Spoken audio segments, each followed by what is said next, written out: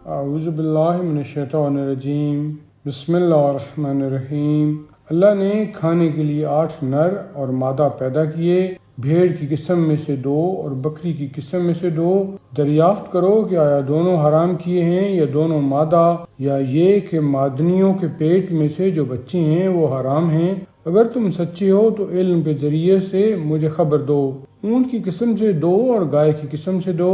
دریافت کرو آیا دونوں نر حرام کیے ہیں یا دونوں مادہ، یا مادنیوں کے پیٹ میں جو بچے ہیں وہ حرام ہیں۔ آیا تم اس وقت موجود تھے جس وقت اللہ نے ہم کو اس کی بابت حکم دیا؟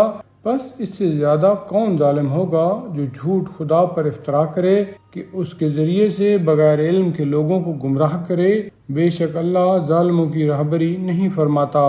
اے رسول کہہ دو کہ مجھ پر جو وحی آئی ہے میں تو اس میں کسی کھانے والے پر جو اشیاء مذکورہ میں سے کچھ کھائے کوئی چیز حرام نہیں پاتا، سوائے اس کے کہ مردار ہو یا اچھل کر نکلا ہوا خون یا سور کا گوشت، کہ یہ سب گندی چیزیں ہیں، یا نافرمانی کا ذبیحہ جس پر غیر خدا کا نام لیا گیا ہو۔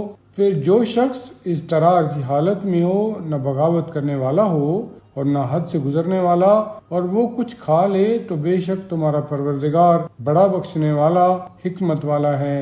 اور یہودیوں پر ہم نے ہر ناخن والا حرام کر دیا تھا، اور گائے اور بکری کی قسم سے ان پر ان دونوں کی چربیاں حرام کر دیں، سوائے اس کے جو ان کی پشت سے چمٹی ہوئی ہو، یا آنتوں پر لپٹی ہوئی، یا ہڈیوں کے ساتھ ملی ہوئی۔ یہ ہم نے ان کو ان کی بغاوت کی سزا دی تھی، اور ہم ضرور سچے ہیں۔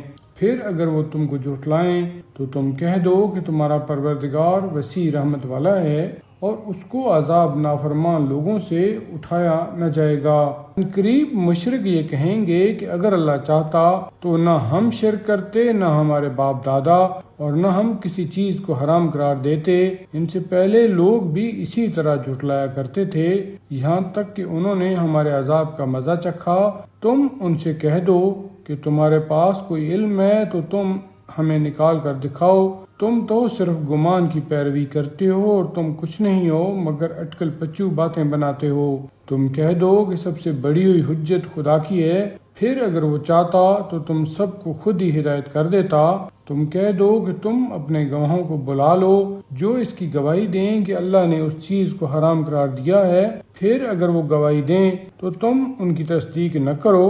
اور جو لوگ ہماری آیتوں کو جھٹلاتے ہیں اور آخرت پر ایمان نہیں رکھتے، ان کی خواہشوں پر نہ چلو، جس حال میں کہ وہ اپنے پروردگار کا مانند ٹھہراتے ہیں۔ تم کہہ دو کہ آؤ میں پڑھ کر سناؤں کہ تمہارے پروردگار نے تم پر کیا چیزیں حرام کی ہیں۔